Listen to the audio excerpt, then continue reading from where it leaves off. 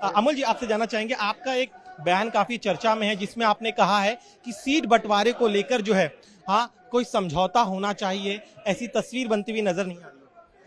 हम तो यही चाहते हैं, राष्ट्रवादी कांग्रेस पार्टी की यही कहना है कि सीटों का बंटवारा सम्मानजनक हो। हमारे पार्टी के वरिष्ठ नेता जो भुजबल साहब ने बात की थी, उसी में हम लगे हैं। कितनी सीटें आपको मिलनी चाहिए जो आपको लगता है कि सम्मानजनक होगी? देखो, अब ऐसा तो बोला है कि मीडिया के सामने ना बोला जाए, लेकिन मेरी भूमिका मैंने 2 दिन पहले स्पष्ट कर दी। वही मैं उसी को जानना चाहूँ, क्योंकि आप जो है अपनी पार्टी के आत्मसम्मान के लिए काफी ज्यादा मुखर होकर बयान दे रहे हैं। नहीं, मैं आत्मसम्मान, यानी मेरी पार्टी कोई छोटी पार्टी थोड़ी है। अगर गठबंधन में तीनों पार्टियां हैं, भारतीय जनता पार्टी और शिवसेना, तो राष्ट्रवादी कांग्रेस पार्टी भी छोटी पार्टी नहीं है। तो राष्ट्रवादी कांग्रेस पार्टी का पूरी तरीके से सम्मान होना चाहिए, यही मेरी भावना है। एक ही सांसद लेकिन सिर्फ आपका चुनकर आया गया है, और बीजेपी के जो कई सूत्र बता रहे हैं कि वो कम से कम जो है 125 से 200 सीटों पे लड़ना चाहते हैं। वो उनकी ख्वाहिश है 200 सीटों लड़े, तो मैं यही कहना चाहता हूँ कि बाकी के पार्टियों को कुछ देने वाले है कि नहीं। हम भी चाहते हैं कि 70-80 सीटें लड़ी जाए। अब देखेंगे तीनों पार्टियों के नेता, वरिष्ठ नेता क्या ठहराता है। 80 या 100 से कम सीटें मिले तो आप गठबंधन में रहेंगे? वो पार्टी के वरिष्ठ नेता डिसीजन लेंगे, मैं उस पर कोई बात नहीं करना चाहता। लेकिन आपको लगता है कि जिस तरह की स्थिति बनी हुई है, जो वादा किया गया था एनसीपी को महायुति में आने के पहले, उस वादे को पूरा किया जा रहा है?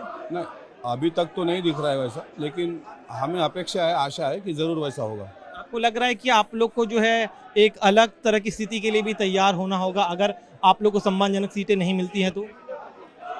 तीनों पार्टियां मिलकर बैठ के ठहराएंगे। आप बताइए, आपकी क्या भूमिका है?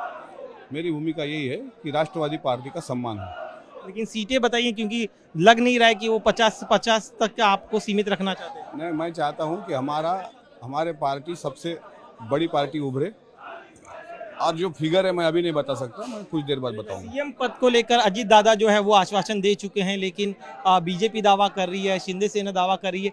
आपकी क्या भूमिका है किस पे दावा कर रही है? सीएम पद को लेकर? हम भी दावा कर रहे हैं कि राष्ट्रवादी कांग्रेस पार्टी का सीएम बने।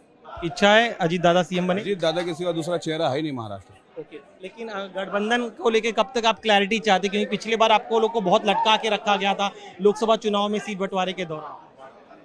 मैं चाहता हूं कि अधिवेशन के दौरान सीटों का बंटवारा हो और सम्मानजनक हो। आप जो बयान दे रहे, कहा यह जा रहा है कि बिना आप जो है अजीत दादा की सहमति के आप इस तरह के बयान नहीं दे सकते। नहीं, बिल्कुल बराबर है, मैं सहमति के खिलाफ बयान नहीं दे सकता, लेकिन पार्टी का एक कार्यकर्ता होने के नाते मैं मेरी भावना प्रकट कर सकता हूँ। तो आपकी भावना क्या है? मेरी भावना है मेरे पार्टी को ज़्यादा से ज़्यादा सीट मिले, मेरे पार्टी के नेता चुन के आए और मेरे पार्टी का मुख्यमंत्री बने। चलिए, शुक्रिया हमसे बात करने के लिए। तो ये है अमोल मिटकरी, उन्होंने साफ कर दिया है कि आगामी विधानसभा चुनाव के बाद मुख्यमंत्री उनकी पार्टी का होना चाहिए, साथ ही में सीट बंटवारे में सम्मानजनक स्थिति जो है वो एनसीपी को मिलनी चाहिए, सीट बंटवारे में पूरा सम्मान एनसीपी का होना चाहिए। तो इस तरह का बड़ा बयान अमोल मिटकरी ने दिया है। कैमरामैन सागर खाड़े के साथ दिनेश मौर्य, इंडिया टीवी, मुंबई।